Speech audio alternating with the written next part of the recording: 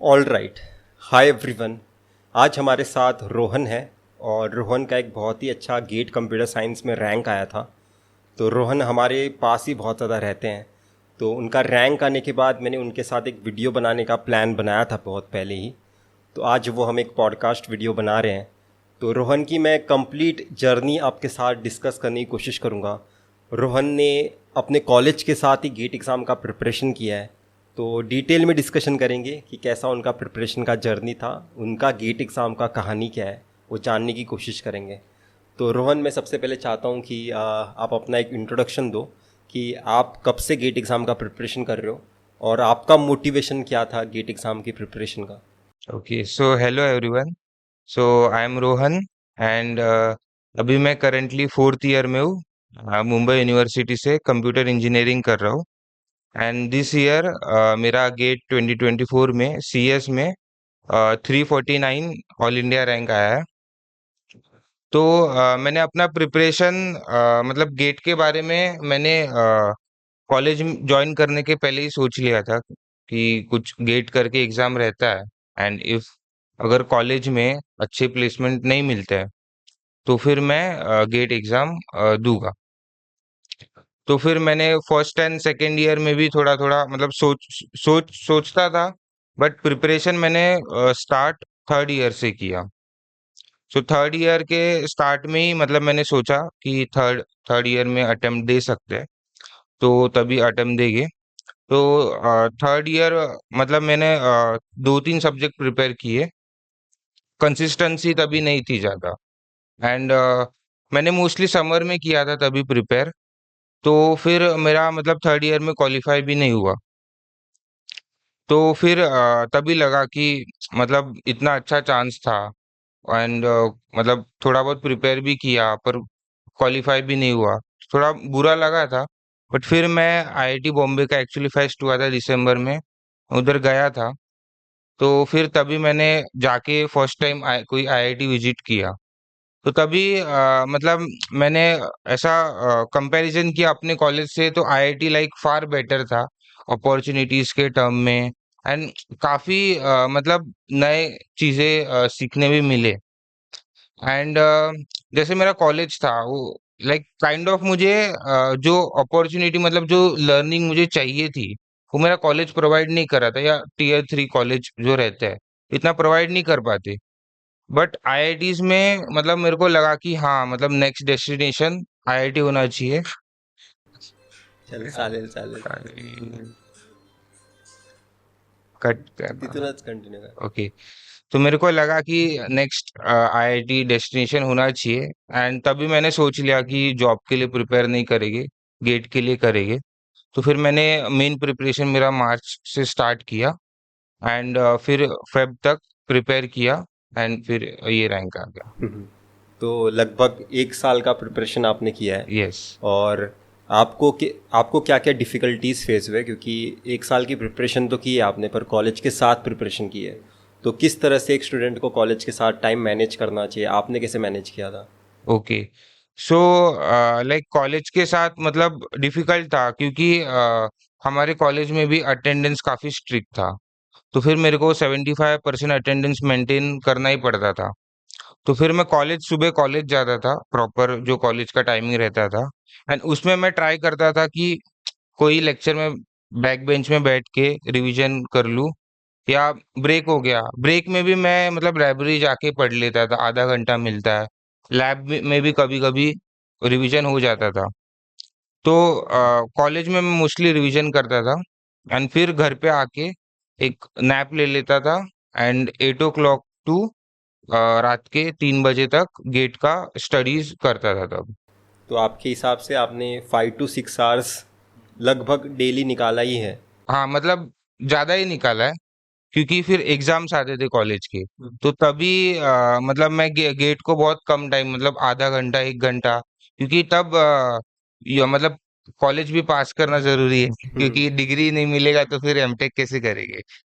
तो तब मैं पूरा मतलब मोस्ट ऑफ द टाइम तब कॉलेज को देता था। तो ऐसा मतलब मेरा मेन एग्जाम्स में गेट का गैप भी हो गया था।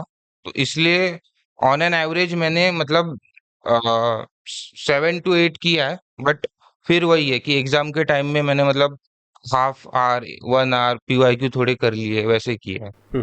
तो आप इस तरह से मैनेज करते थे गेट एग्ज़ाम के प्रिपरेशन आप हर दिन कर रहे हो, सिर्फ हाँ कॉलेज के टाइम आप ब्रेक ले रहे हो अपने हाँ, कॉलेज के एग्ज़ाम को एग्जाम प्रायोरिटी के देके, टाइम। क्योंकि दोनों एग्ज़ाम्स में यस। अच्छे मार्क्स आना इम्पॉर्टेंट है, यस। किसी एक एग्ज़ाम को पर्टिकुलरली टारगेट नहीं कर सकते। हम्म। और आपका प्रिपरेशन करने का तरीका क्या था, मतलब आप प्रीवियस ईयर क्वेश्चंस कितने इम्पोर्टेंट है समझा आपने, आपने टेस्ट सीरीज कितने दिए हैं, हम्म। वो भी एक बार बताओ। ओके, सो मतलब कोई भी सब्जेक्ट है तो स्टार्टिंग में मैं वीडियो लेक्चर्स देख के नोट्स बना लेता था, एंड फिर मैं एक बार रिवाइज करके पीवाईक्यू स्टार्ट कर लेता था। एक सब्जेक्ट होने के बाद। हाँ, बट मतलब मेरा ऐसा था कि पीवाईक्यू पूरे सॉल्व नहीं होते थे स्टार्टिंग में ही, क्योंकि वीडियो लेक्चर्स में भी मतलब कभी कभी पीवाईक्यू में हार्ड क्वेश्चंस आ जाते हैं, तो उसके लिए काफी मतलब रेफरेंस बुक की सपोर्ट लेना पड़ता है, या ऑनलाइन रिसोर्सेस हो गए। तो इसलिए मैं स्टार्टिंग में 30-40% पीवाईक्यू मैंने फर्स्ट अटेम्प्ट में किया। फिर एक बार सब सब्जेक्ट्स हो गए तो फिर मैंने रिवीजन करके फिर पीवाईक्यू मैंने स्टार्ट कर लिया था पूरा, मतलब ए टू जेड क्वेश्चंस करना। तो आपका प्लान ये था कि सबसे पहले मैं जितने क्वेश्चंस बना पा रहा हूँ, समझ हाँ, पा रहा हूँ, वो मैं समझ लेता हूँ। समझ लूंगा। पर अगर मैं कोई क्वेश्चन नहीं सेंस बना पा रहा हूँ, अरे सॉरी, अरे यार, म्यूट।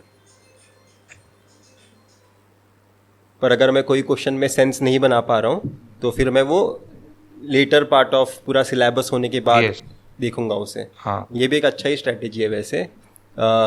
इससे डीमोटिवेट होने के लिए भी आप अपने आप को रोक हाँ। सकते हैं और अपना टाइम वेस्ट होने से भी रोक सकते हैं, क्योंकि हम्म। कई बार मल्टीपल सब्जेक्ट्स हम्म। यूज़ करके भी एक प्रीवियस ईयर क्वेश्चन आ सकता है। बराबर। और कई बार एक सब्जेक्ट को भी समझने के लिए दूसरे सब्जेक्ट्स का भी थोड़ा हाथ होता है। हम्म। जैसे सीओए समझने के लिए सबसे पहले डिजिटल बराबर। इलेक्ट्रॉनिक्स, इनफैक्ट कंपाइलर का भी थोड़ा बहुत नॉलेज होना हम्म। चाहिए। मल्टीपल सब्जेक्ट्स मिला के आते हैं हाँ क्वेश्चंस। क्वेश्चंस आते हैं। तो कई बार अगर आपके क्वेश्चंस नहीं बन पा रहे हैं तो आपको डीमोटिवेट नहीं होना है, अपना पूरा सब्जेक्ट रिवाइज करना है, या फिर जैसे जैसे आप सिलेबस कंप्लीट करते जाओगे आपके लिए चीज़ें आसान होती जाएगी। बराबर। इस बात पे आपको बिलीव करना है अपने आप पे, तभी के तभी क्वेश्चंस बनने चाहिए। बहुत रॉन्ग एक्सपेक्टेशंस हैं। हाँ, क्योंकि नहीं बनते, और कभी डिमोटिवेटिंग भी होता है, या एक कोई क्वेश्चंस में स्टक हो गए तो एक एक घंटा चले जाता है एक क्वेश्चन में, एंड तो फिर मतलब उससे टाइम वेस्ट भी होता है, एंड बाद में वो सिलेबस कंप्लीशन का भी प्रेशर हो जाता है। तो मेनली मेरा तभी ये फोकस था कि एक बार मैं सिलेबस कर लूँ, क्योंकि तभी थोड़ा मोटिवेशन भी आता था कि हाँ सब्जेक्ट हो रहा है, सिलेबस हो रहा है। उसके बाद रिवीजन के टाइम पीवाईक्यू जो बचे है वो कर सकते हैं, ऐसा। तो ये मेरे हिसाब से अच्छा स्ट्रेटेजी है। इनफैक्ट जो जो आप क्वेश्चन में डिफ़िकल्टी फेस कर रहे हो, अपने कॉलेज के टाइम में भी आप टाइम निकाल निकाल सकते हो तो निकाल सकते हो, पर हम्म। अपने प्रिपरेशन के टाइम कॉलेज गोइंग एस्पिरेंट को या फिर जॉब गोइंग एस्पिरेंट को ज़्यादा डीमोटिवेशन में अपना टाइम वेस्ट नहीं बराबर। करना चाहिए, हम्म। क्योंकि पहले से ही आपके पास टाइम लिमिटेड है। पर तो भी 6 घंटा आपके हिसाब से 6 घंटा is for 1 year, daily 6 hour more than enough है। इससे मतलब कोई भी रैंक आ सकता है। और गेट एग्ज़ाम प्रिपरेशन करने के टाइम आपका कभी आप डीमोटिवेट होते थे, या हम्म। फिर आपको लगता था अरे यार ये गेट एग्ज़ाम शायद से मेरे लिए है नहीं, मैं कुछ हम्म। दूसरा पाथ चूज कर लेता हूँ, ऐसा टाइम ओके। आता था? हाँ, क्योंकि मतलब वो तो रहता ही है, एंड मेरा फोर्थ ईयर था तो मेरे प्लेसमेंट भी चल रहे थे, तो स्टार्टिंग स्टार्टिंग में अच्छे कंपनीज भी आए थे। तो फिर तभी मेरे को लगा था कि अगर कंपनी में जॉब लग गया तो फिर एमटेक करने का मतलब इतना फायदा नहीं होगा। पर तभी भी मतलब मैंने लाइक अपना जो मैंने डिसाइड किया था कि गेट एग्जाम देंगे, एंड तभी मैंने बहुत चीज कवर भी कर लिया था। तो फिर वो डिमोटिवेशन में भी मतलब मैं पढ़ते जाता था, भले ही मतलब कभी कभी ऐसा भी होता था कि 4 घंटे ही पढ़ लिया, कभी कभी 10 घंटे भी हो जाता है, तो वैसा वो चलता रहता था। एंड कोई कोई मंथ में मतलब पूरा ही डिमोटिवेशन होता था, और कोई मंथ में बहुत अच्छे से पढ़ाई होता था। तो लाइक वो तो वेरिएबल रहता ही है, मतलब एज अ ह्यूमन वो वेरिएबिलिटी आता है कि कभी फोकस आ जाता है तो पूरा अच्छा हो जाता है, और कभी कोई रीजन ना हो तभी भी प्रिपरेशन अच्छे से नहीं जाता है। पर आप प्रिपरेशन करते थे। बट प्रिपरेशन करता था। हो सकता है कि वो 2 घंटे का किया आज, हो सकता है 4 घंटे हाँ। का किया आज, हो हाँ। सकता है 10 घंटे का किया आज, हम्म। पर आप प्रिपरेशन करना कभी ब्रेक नहीं नहीं, किए हो। नहीं, क्योंकि उसमें मैं क्या करता था, अगर कोई सब्जेक्ट चल रहा है तो वो बोरिंग हो रहा है, तो फिर मैं दूसरा सब्जेक्ट ले लेता था। तो 2-3 सब्जेक्ट मल्टीपल में स्टार्ट कर लेता था, या कभी पीवाईक्यू कर लिया। बट वो खाली बैठना मैं नहीं अवॉइड करता था, क्योंकि मेरा ऐसा था कि 3 बजे तक रात के पढ़ना ही है और 3 बजे के बाद ही सोना है। हम्म। चाहे मतलब कुछ भी हो जाए, पीवाईक्यू करो, कुछ भी करो, गेट रिलेटेड कुछ भी, बट पढ़ाई छोड़ना नहीं है ऐसा। हम्म। और आपके टेस्ट सीरीज में आपके कैसा परफॉर्मेंस था? मेरे हिसाब से आपने ज़्यादा मॉक टेस्ट ही दिए होंगे। हम्म। सब्जेक्ट वाइज टेस्ट दिए थे? नहीं, मैंने दोनों दिए थे। तो लाइक स्टार्टिंग में जब मेरा सिलेबस 60% हुआ था जून जुलाई में, तो तभी तो मतलब फर्स्ट टेस्ट में बहुत गंदे भी आए थे, लाइक 20s में आए थे। मेड इजी का टेस्ट सीरीज दिया था मैंने। तो तभी डिमोटिवेशन थोड़ा लगा था कि इतना प्रिपेयर करने के बाद भी नहीं आ रहा है। तो बट तब से मैं लाइक हर 15 डेज में रिवाइज करके मॉक टेस्ट दे रहा था। धीरे धीरे इंक्रीज हुए, 35 हुए, फिर दिसंबर तक 45 50s में आने लगे, एंड फिर फेब में एट लास्ट 60+ हो जाते थे। तो आपने मेरे हिसाब से बहुत पहले ही मॉक टेस्ट देना स्टार्ट कर दिया हाँ, था। जितना भी आपका सिलेबस हो चुका है उस हिसाब हाँ, से हाँ। पूरा सिलेबस होने तक आप वेट नहीं किए थे? नहीं किए, क्योंकि मतलब मैंने स्टार्टिंग में बोला कि वो मेरे लिए बहुत मोटिवेटिंग फैक्टर था। सिलेबस जैसे जैसा कंप्लीट हो रहा है, महीने में 2 सब्जेक्ट हो जाते थे, तो मेरे को ऐसा लगने लगता था कि हाँ मतलब अब बहुत टाइम है, मतलब जो भी। क्योंकि वो फिर काम में भी आया मेरे, मतलब मेरा रिवीजन काफी हो गया था, लाइक 5 बार हर सब्जेक्ट को रिवाइज कर लिया था। एंड टेस्ट सीरीज भी मतलब मैं काफी पहले से देता था, तो फिर थोड़ा टेस्ट सीरीज में भी समझने लगा। एंड जो डिमोटिवेशन था, वो स्टार्टिंग से ही आने लगा था कि हो नहीं रहे। तो लास्ट तक मतलब थोड़ा कॉन्फिडेंस आने लगा, बिल्ड हो गया कॉन्फिडेंस।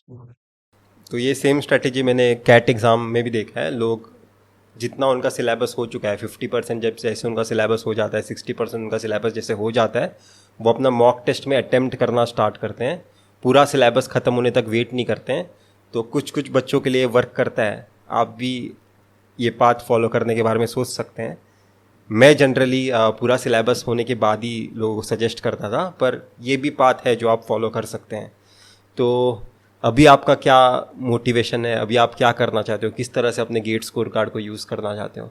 अभी मैं वही एमटेक में एडमिशन लूंगा, ओल्ड आईआईटीज में, कंप्यूटर साइंस ब्रांच में। एंड फिर DS and web development and AIML. मतलब मेरा गोल यही है कि कोई अच्छे से प्रोडक्ट बेस्ड सॉफ्टवेयर कंपनी में जॉब मिले। हम्म। और आप लास्ट में कुछ गेट एस्पिरेंट्स को सजेशन देना चाहते हो? मैं यही बोलूँगा कि लाइक अगर आपको मतलब लगता है कि आपको गेट करना है, तो कंपटीशन के वजह से मत डरो, क्योंकि प्रिपरेशन बहुत कम लोग करते हैं। एंड अगर राइट प्रिपरेशन कोई करेगा, तो उसका 100% गेट होना ही है। मतलब इतना टफ नहीं है एग्जाम, बट ये है कि डेली डिसिप्लिन से करना है। एंड एक ये भी रहता है कि एमटेक क्यों करे, एमबीए कर लेते हैं, लाइक बीटेक के बाद मतलब एमटेक वही लोग करते हैं जो जिनको जॉब नहीं मिलता।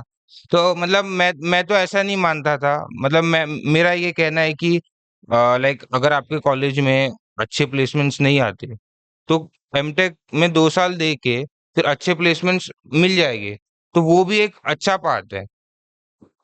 तो मैं यही कहना चाहूंगा सब गेट एस्पिरेंट्स को। हम्म। तो यही था रोहन का कहानी। गेट कंप्यूटर साइंस, उनका ऑल इंडिया रैंक 349 आया है। और अगर आपको ये वीडियो पसंद आता है, अगर आप कॉलेज गोइंग एस्पिरेंट हो, जॉब गोइंग एस्पिरेंट हो, इस वीडियो से आपको डायरेक्टली बहुत ज़्यादा सीख मिल सकता है। ड्रॉपर्स के लिए एग्जैक्टली ये तरीका नहीं होगा। ड्रॉपर्स को और ज़्यादा मेहनत करने का अपॉर्चुनिटी है, तो आप और मेहनत कर सकते हैं। पर job going aspirants, college going aspirants के लिए सबसे बेस्ट वीडियो है। तो थैंक यू रोहन आने के लिए वीडियो में। और इतना ही था इस वीडियो में। हम फिर मिलेंगे किसी वीडियो के साथ। Till then, bye.